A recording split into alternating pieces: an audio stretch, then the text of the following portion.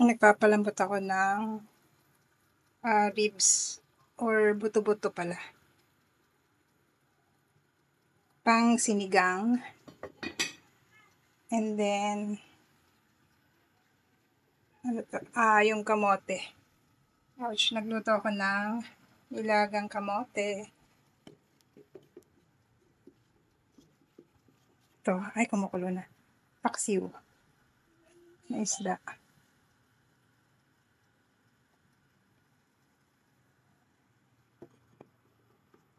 So tayo ay nasa ating palayok serye.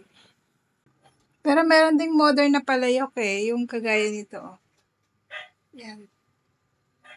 Ceramic yan. So palayok siya.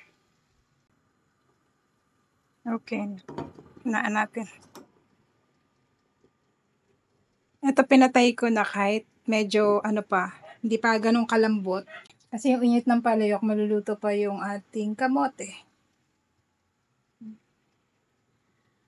So yung ating palayok serye. Naisipan ko lang gamitin lahat at para hindi naman dumudumi. Sarap ang paksiw dito.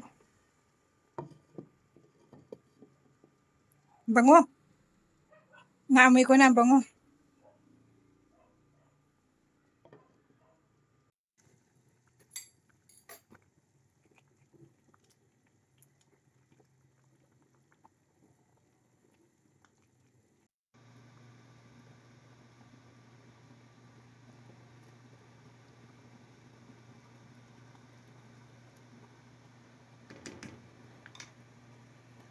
Ang ginagamit kong tamarind paste yung ganito. Sorry. Puro siya na tamarind.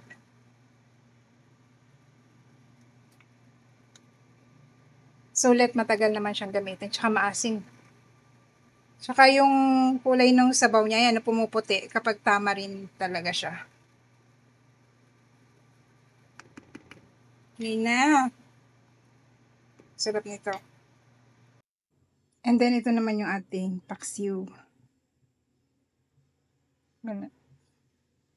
Pang-ulam na namin ito bukas. Gusto ko kasi yung paksiw, yung matagal na siya. Para nanonood na yung lasa ng asim. Tsaka yung lasa ng mga ingredients.